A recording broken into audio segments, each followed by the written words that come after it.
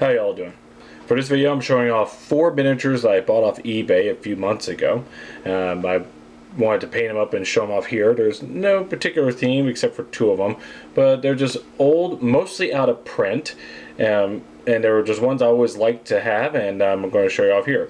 But before I show off my typical slideshow, I wanted to inform people about preparation as well as what I did to some of these miniatures to prepare them for this video. So let's have a look here. The first model I got that I bought through eBay is this Wyvern miniature from Dungeons & Dragons when Raoul Partha had the license. Now I'm going to use this part of the video to explain what the basic preparations is. I often get asked by those who are not in the hobby if I make these miniatures. No, I don't make them. I'm like most of you who are into this, you purchase them. Now nowadays with resin printers, you can make them once you buy the STL files. But that's a newer thing. The older ones, you had to buy them, and then you take them out of package, and oftentimes they can be multi-part. Sometimes some better than others. This is actually nicely, puts together quite nicely. But before you do that, you want to look around the miniature, file off any mold lines and flashes, extensive pieces that are not part of the model, just excess pewter that was that squeezed through the molds a little bit. You usually use files, clippers, what have you. But before you glue it all together, you want to give it a nice little wash. No big deal, old toothbrush, dish soap, some warm water, just scrub it down. The reason you do this is that when these metal miniatures are put through the molds, before that they put a releasing agent on inside the molds to make it come out easier. Usually talcum powder or something similar. So once you wash it and have it dried, you could glue it together and here you go. You may notice in this picture here that in the armpit area where the wings meet the body, there's some white stuff there. I added that. That's milliput. That is most of the time we use a milliput or green stuff. It's just an epoxy putty that you mix it together, or it comes pre-mixed, and you just stuff it in and shape it to where it's more seamless and you don't see the lines and gaps and stuff like that. Really useful to have. This next miniature is also done by Raoul Partha for Advanced Dungeons & Dragons. It's the Young Dragon of Krynn. Of course, for those who don't know, Krynn is the world that the Dragonlance setting takes place. But, this dragon could also be used for any of your purposes. It's a nice small dragon, nice and flat, and we're going to get to that, in a moment. This is not my photograph, of course. This is one I found on the internet because I was so much in a hurry to put this thing together and get paint on it, I forgot to do a before photo of this. Now, just to let you know, on my particular model, you may notice that the base is a little odd. As you can see in this before photo, it has its own base, but it's so tall and flat, it's a bit of a tipping hazard. And metal miniatures, one of the critiques about that is that if you fall off the table or tip on its side, it may scratch the paint or break apart very easily. So I put it on a wider base.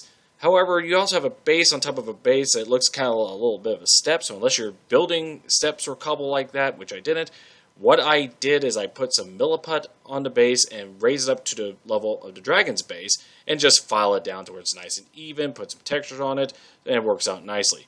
Also note, for those who want to try and get this through eBay and all that and pay them for yourselves, the dragon's wings are so close together, you probably want to keep them apart after priming it. So one wing, the right wing, is the only one you glue together. So what I did is I put some green stuff on the ends of the end of the joint and in the little gap where the joint goes into, and before I primer it, just to protect the inside area. So I don't.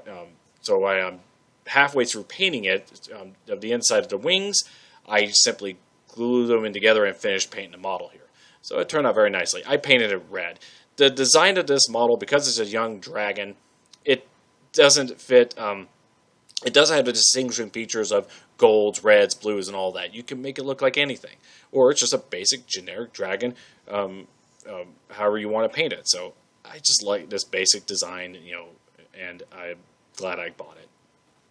The next miniature we're going to look at is associated with the tabletop role-playing game Shadowrun. For those who don't know, Shadowrun is a cyberpunk game where you have all the elements of cyberpunk, with an addition that you add in all the fantasy tropes like elves, trolls, dragons, and what have you. So you could be a cybernetic street samurai, a computer hacking decker, to a combat mage. And as you can look through some of these photos I'm showing here, these are templates of pre-made characters that that where if you're not certain what you want or don't want to take time making your characters, you could take these and start off however you want. So yeah, you got your Decker, you got your Street Mage, Combat Mage, Bodyguard, Rigger, what have you. We want to look at this guy right here. This is a former company man. I always like this picture, the coat and the guns and the hat and all that. It's kind of film noir and Blade Runner type look.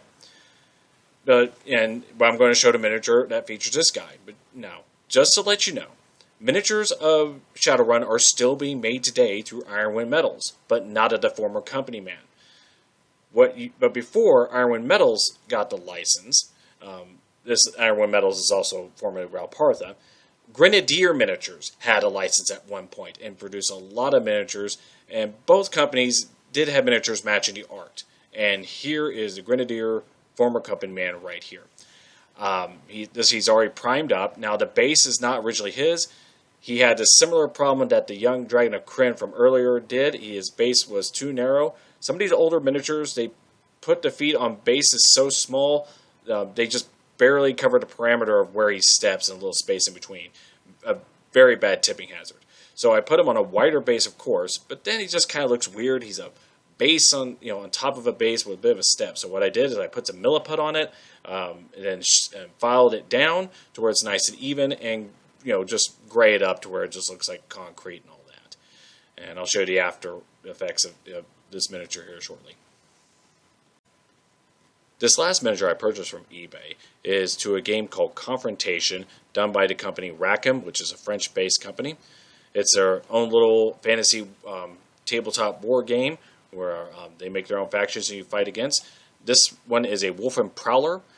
For those of you who are familiar with the tabletop role-playing game Werewolf the Apocalypse, there's a tribe of werewolves called Silent Striders. I always like those. They're pretty much a favorite, where they're Egyptian-themed. The werewolves do have a jackal look because have a connection to Anubis myth and all that. So that's what tempted me to get this model. I never realized how tall it was. You'll see it in the later pictures I'll show off compared to the other miniatures. But with that being said, I just like the robes about it, the sleek jackal look to its face and everything. And I will admit, I did paint this pretty much like the preview art that you see, so it's going to more or less match that. But I think I got that down pretty well.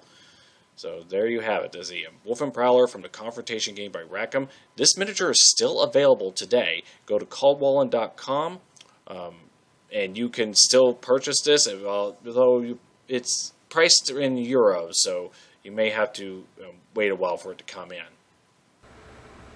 So there you have it. Those are the 4 miniatures that I'm going to show off in this video. I say most of them are out of production. The Wolfen Prowler is still available, but you may have to wait a while as it goes overseas for it to arrive.